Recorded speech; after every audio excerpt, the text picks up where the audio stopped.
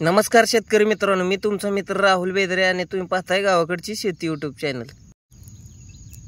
शेतकरी मित्रांनो, ऊसावरती जर तांबेरा आलेला असेल आणि आता बऱ्याच लागणींवरती आला असेल, खोडव्यावरती तांबेरा आलेलाच असेल, तर त्याच्यासाठी कॉम्बिनेशन ह्या पद्धतीने करून मारू शकता.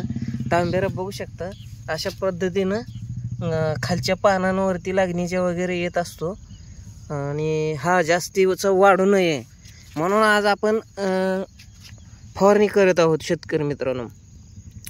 तर यामध्ये आपण भरपूर सारे मार्केटमध्ये औषध आहेत, परंतु आपल्याला चांगल्या पद्धतीने कंट्रोल मिळावं यासाठी आपण कॉम्बिनेशन योग्य वेळी योग्य घेणं गरजेचं असतं.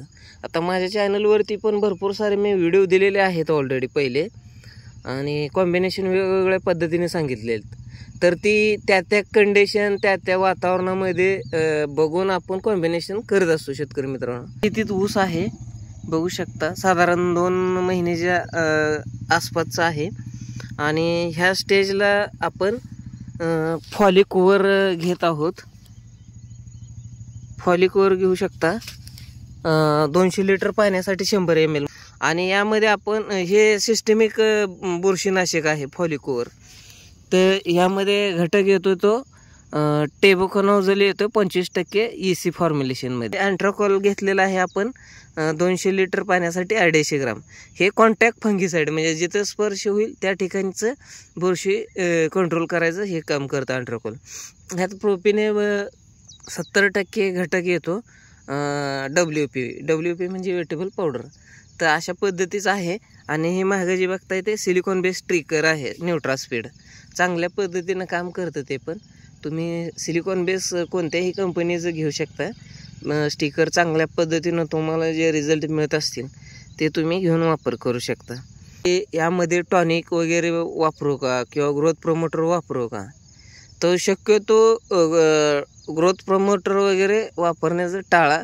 प्लेन फवारणी घ्या, जेणेकरून आपल्याला रस्ट तांबेरा कंट्रोलमध्ये आणा.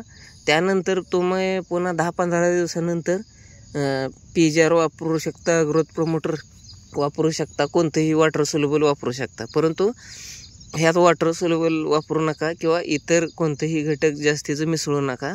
चांगल्या पद्धतीनं रिझल्ट घ्यायचे असतील तर मिसळलं तरी काय हरकत नाही, परंतु मिसळू नका. चांगल्या पद्धतीनं रिझल्ट मिळतात. काय डबल फवारणीसाठी कंटाळून जातात, त्याच्यामुळं भरपूर सारे शेतकरी ते कमेंट करतात. त्यामुळं तुम्हाला मी अगोदरच सांगितलेलं जास्तीचं मिसळायचा प्रयत्न करू नका. ह्याच्या व्यतिरिक्त सुद्धा तुम्हाला कॉम्बिनेशन करता येतील.